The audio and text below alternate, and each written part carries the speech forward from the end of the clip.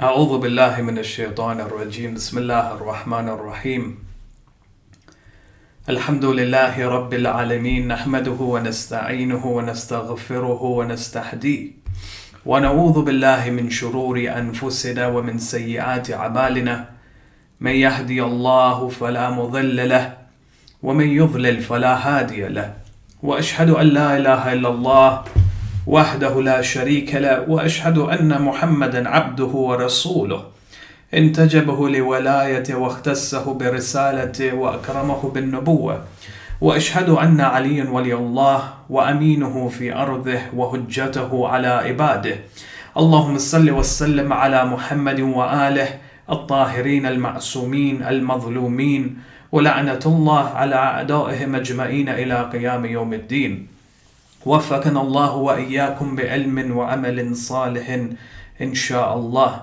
بذكر الصلاة على محمد وآل محمد اللهم صل على محمد وآل محمد أوصيكم عباد الله وإياي بتقوى الله. Respected elders, brothers and sisters, Assalamu alaikum wa rahmatullahi wa barakatuh. I would like to take the opportunity to remind myself the importance of adhering to the principles and the disciplines of taqwa, and of course encouraging you to uphold these principles as well. Taqwa is one of the most profound elements, concepts that is mentioned throughout the Holy Quran. It is the state of the human being, a spiritual state that allows the human being to seek closeness and proximity towards Allah subhanahu wa ta'ala. Regardless of the different adversities and the different challenges that we see in our lives, that we face, that we are confronted with, you realize that when a person is spiritually strong from within, he uses every platform he has to seek closeness to Allah subhanahu wa ta'ala. Ya ayyuhalladhina amanu taqullaha wa kunu ma'as sadiqin. O you who believe, if there is belief in your heart, then try and reverberate that belief in action. Fear Allah subhanahu wa ta'ala. Adhere to that which is wajib, refrain from that which is haram. وَكُونُوا مَعَ الصَّادِقِينَ. And be amongst those who are recognized as the truthful ones. Adhere to the principles of the Ahlul Bayt and the message of the Ahlul Bayt alayhim salam. Allow me to mention just a few words with regards to the series of events that have taken place in the past couple of weeks. The ongoing issue between Israel and Palestine, let's approach this concept from a Quranic perspective. There's a very interesting verse in the Holy Quran. Allah subhanahu wa ta'ala, and of course I'm speaking about the general perspective of oppression that has been indicated by the Holy Quran. The Holy Quran comes forward and mentions, Allah subhanahu wa ta'ala says, وَكَذَلِكَ جَعَلْنَا فِي كُلِّ قَرْيَةٍ أَكَابِرَ مُجْرِمِيهَا لِيَمْكَرُوا فِيهَا. Allah subhanahu wa ta'ala says, we have placed in every nation the worst of people, the worst of criminals, and they devise plans and they create plans to try and subdue, to try and overshadow the truth. Now the word Allah subhanahu wa ta'ala uses in this verse, he says ja'alna, we have made. It doesn't mean that Allah subhanahu wa ta'ala has allowed despots and tyrants to have authority over the people. No, the idea that's presented here is that Allah subhanahu wa ta'ala has created a system of cause and effect. For every action, there is an effect. Everything that we see, everything that we observe comes under the folds of cause and effect. The effects are seen and they are recognized and they are experienced by each and every single one of us. Now, rulers in particular are met with several different choices, and the worst of them have the ability of attaining power.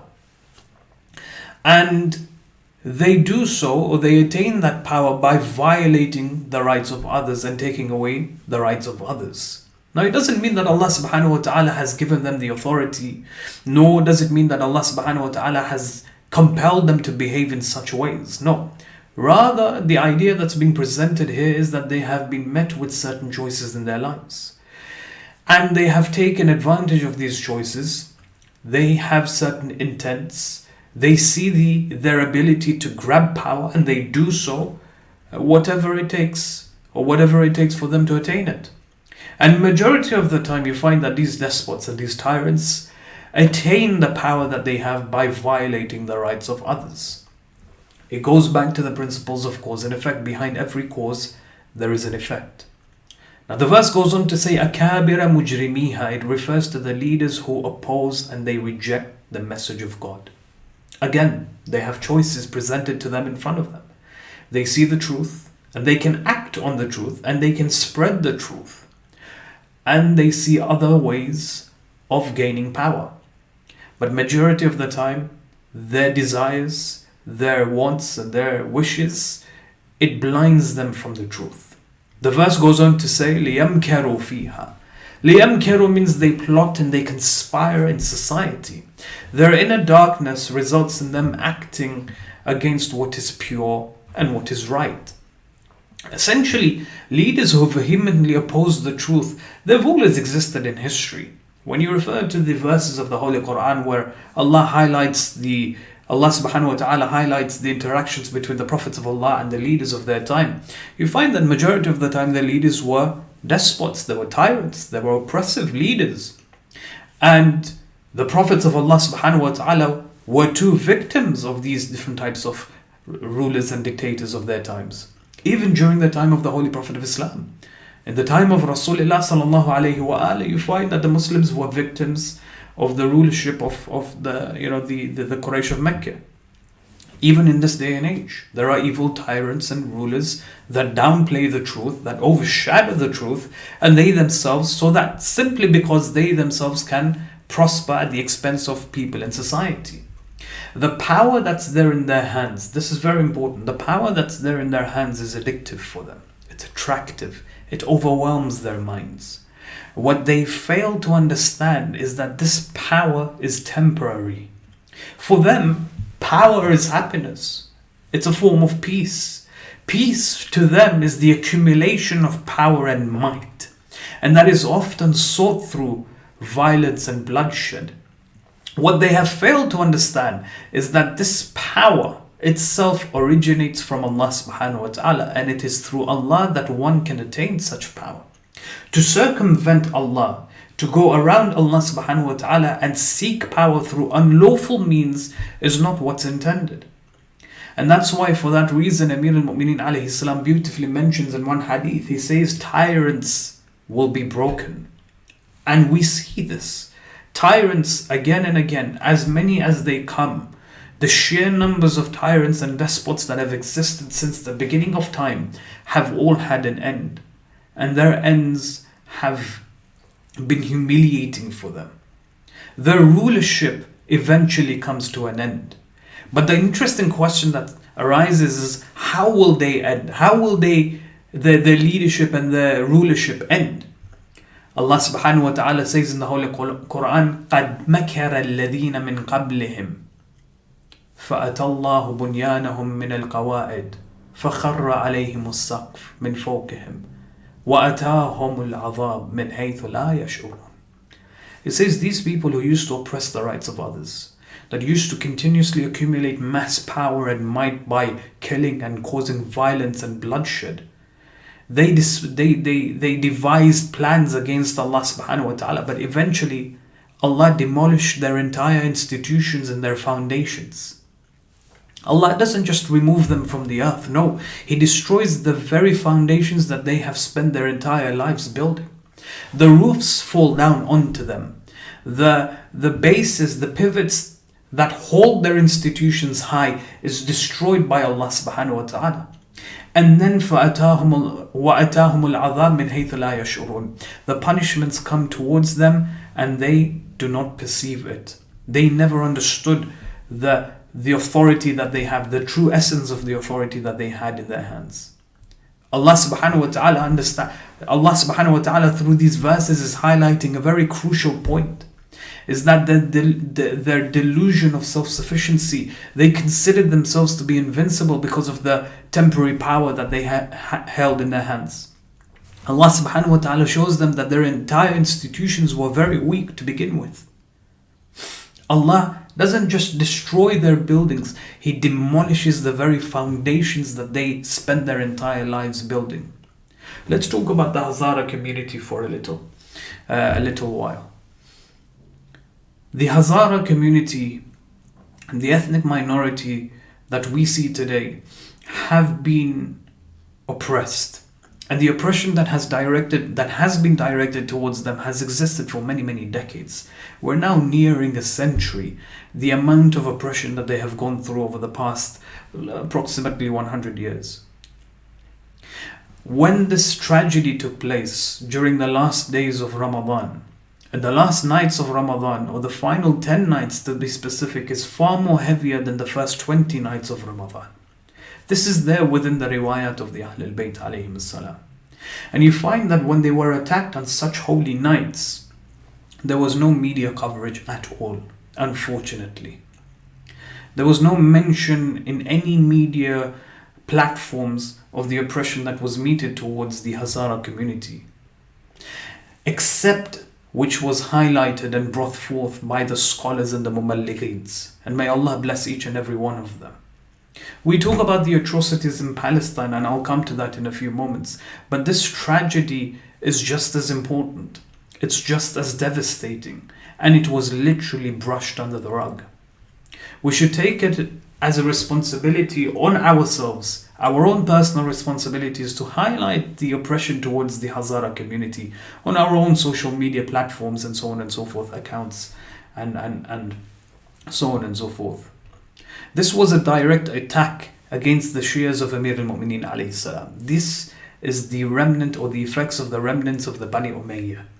We speak about the Bani Umayyah, we speak about the Bani Abbas. People ask, why do we return to history again and again? The reason why we return to history again and again is because the remnants of the oppressors exist even today in the hearts of some despots and tyrants.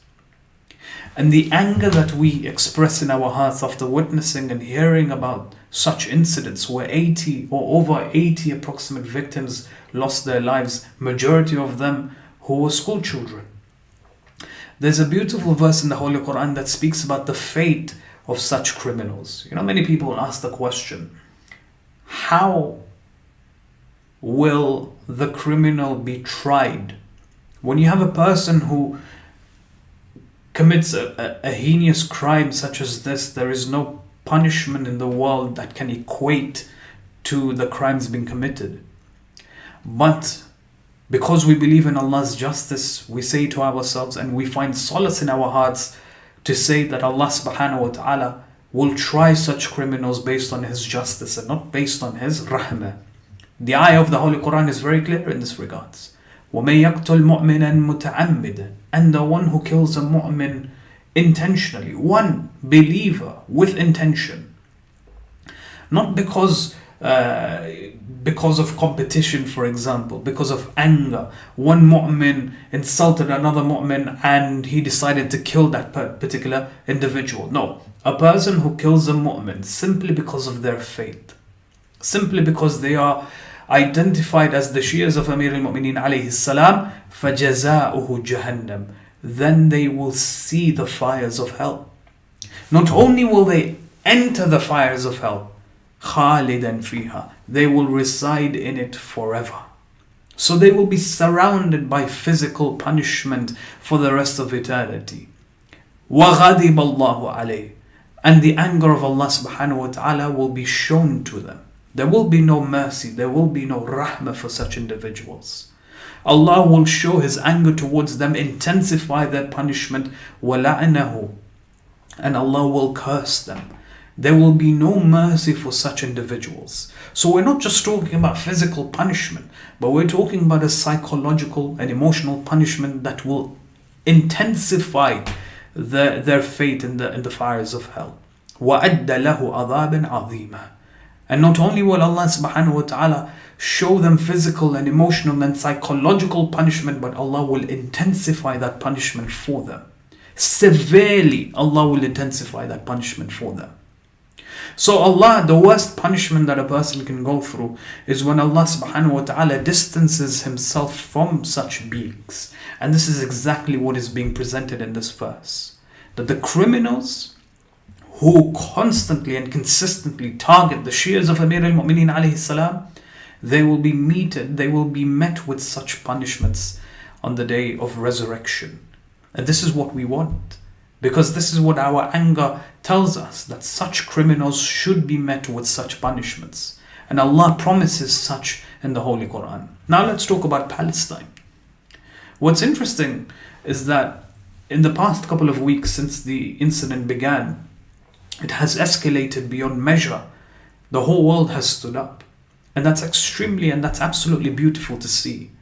And the whole world, not only have they stood up, they are openly talking about the unjust rulership of Israel and their actions and their interactions with the people of Palestine. Now, the silliest thing that they did was to provoke an attack during not only the holiest month during the year or of the year, but during one of the potential nights of Laylatul Qadr, during the holiest nights of the year. And it has been an ongoing issue since then. Now, 10 or 20 years ago, the narrative could have easily been controlled. The media could have portrayed Israel as a state that is protecting itself from the attacks from Hamas, for example. In fact, some of the politicians are regurgitating the same nonsense over and over again. Whenever they are given the opportunity to interview themselves on Sky or BBC, they regurgitate the same nonsense, that this is a situation where Israel is protecting itself from Hamas. When the ambassador of Israel in the UK was interviewed by BBC as well as Sky News, you found that the BBC and Sky News were somehow supporting Palestine, which was very strange to see, which was very unique to see, especially now. You found that the ambassador of Israel was emotionally supporting Israel.